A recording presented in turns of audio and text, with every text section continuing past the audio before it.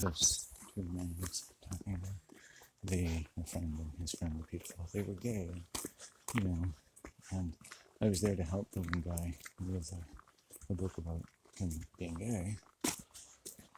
I was like, okay, I take each person, I'm not like the friend of the gay world or anything. I'm not really a very tribal person. I take each person as they are. My dad had a number of gay friends. Most of them hung themselves, but they had live children and killed themselves and things like that. But, no one really wants to talk about these things. It's just, it somehow has become inappropriate to wonder about the state of mind and the mental health of people who are gay, in as much as it would help us to probably help be more aware of the mental health of everyone, And I think gay people in their own right, in as much as they've advanced their own rights in the world, have helped advance the realm of mental health.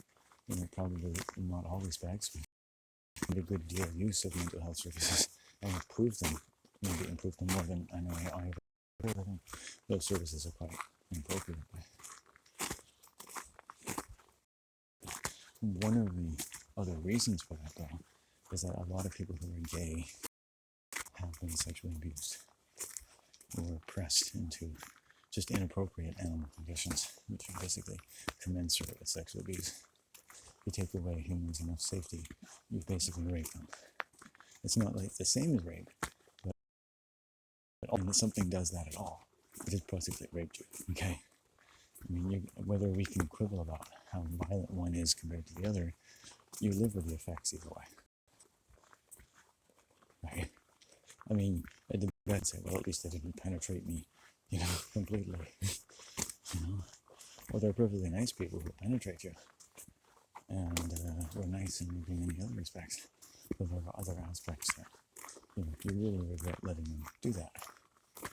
Because, it wasn't really consensual. They gave you more than what you asked for.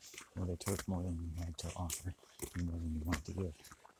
In this way, be careful with sex, because people will take more than you think. And because no one really knows what's going to happen, like Pandora's box, people get away with a lot that they shouldn't. And it's all put in the category of fun, exploration. Come on, loosen up and have a good time. And sex is sold all the time on TV, and also weird kinds of sex. And, all respect to homosexuality, repressed homosexuality, homosexual relationships, which, if you're not a homosexual, if nothing else, I'd be preached to about my values in life by the kinds of homosexuals that are portrayed on television.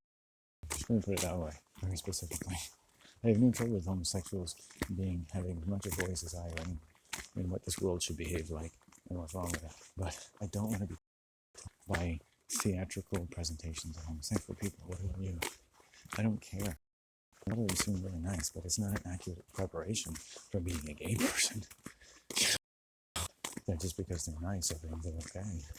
Any sociopath can be nice, right? And put on fancy clothing, right? And gender can be very useful. It does not be condemned because someone has found a costume or a gender identity that works. But the starting conditions for this, that, or the other groups, homosexual otherwwise, tell us that the provenance and the particular kind of relief it may provide for one, for any reason, can exert by one and by all very corrupting influences, which means disintegrating influence in the living field of energy, so that people can come to harm, accident, injury, and death over time.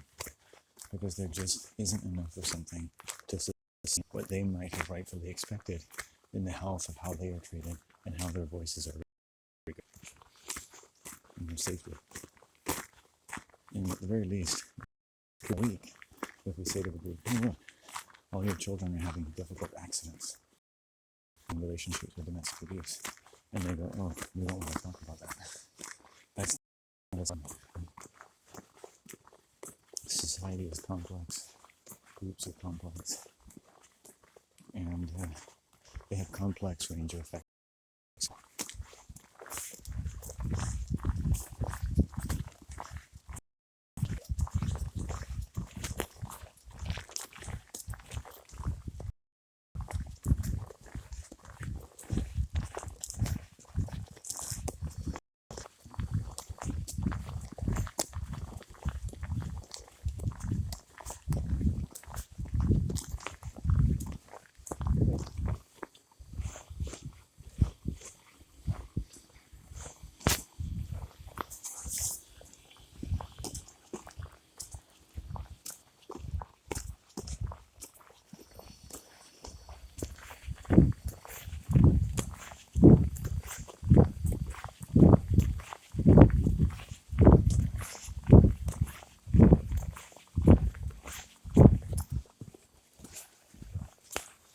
you had the best family in the world and your child was getting hives, you would say, we've got to do something. You know, you can move, all of a sudden the hives go away. You know, you don't care what caused them, you just care that you could stop. You do whatever it takes, right? Your culture, your belief system, your religion, everything should be up for grabs when the child is born. So you don't get them hives. It doesn't matter what you think. No religion, no economy is necessarily sound. The realities of human biology and the pleasance and powers of the heavens and earth thereof. Nothing is necessarily good for you. That is the starting conditions of all children. If you don't make a provision for that in their voice, their body, and that of any number of unfortunate people in the world, you shouldn't have it. You're not ready for it. You're not prepared.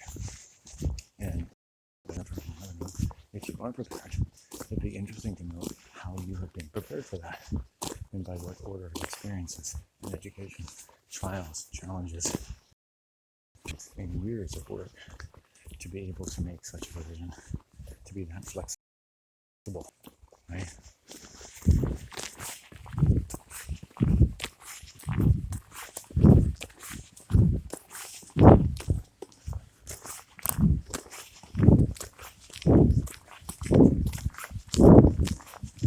Let's say you were going out with the opposite sex and or having sex with them, you find out things like things about them, where they're from, because they're interesting. And it's important to know those things. But also, you know, if you have a child, how many hours of TV or video game or social media would you allow them every week? Think carefully. And the whole relationship would depend upon your answer.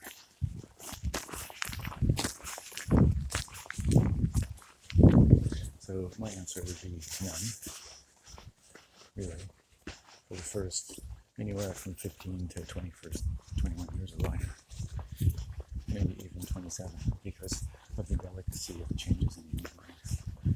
And all of them can happen wonderfully without ever being molested by mass media. And that's actually possible.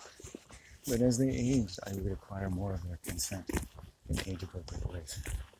And my argument, if you will, would be to present to them enough evidence in them being deprived of such luxuries, but also be saved from such torture. And I'd basically give them evidence of this by showing them how their friends behave and how the children around them behave in crime statistics and loveless jobs and marriages for everyone, saved by nothing more than endless hours in addition to that gray-blue screen, holding your hands like a ticket to freedom in the glove box of Mary the Maker of all, the taxation of the human race. Looking into this black cube, something that it wasn't not invented to listen to.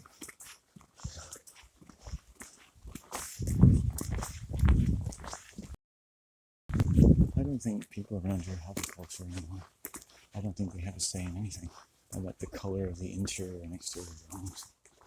I mean, they don't even own them. It's not easy, though. I mean, it's probably healthy for them to think that they do. And it's probably a fair belief that they do, if the bank says they do.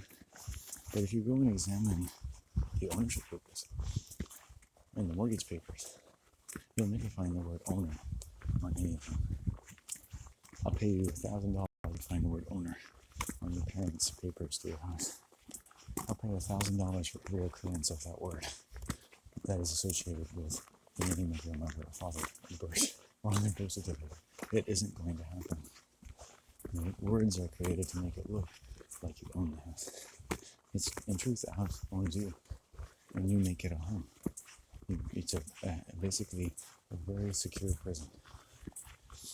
It's less likely anyone could take it from you, you know, as long as you can keep up the payments, which are endless, because you never own it. You always pay rent no matter what, because it's not really yours, right? But, you know, you treat it like it's yours, which the people that own it want you to do, because you take care of it, and you love it, and it appreciates in value. And it's worth more and more the more you give to it, and the more you love it, right? Like your car, it's like a boatmobile, just collecting all kinds of taxes from you in devotion, matrimonial or not, from your real estate, which is the royal fealty, the estate of royal fealty. Is one of the estates of royal fealty. Now you show your fealty to your owners on your big screen TV, staring at the beautiful house that you own.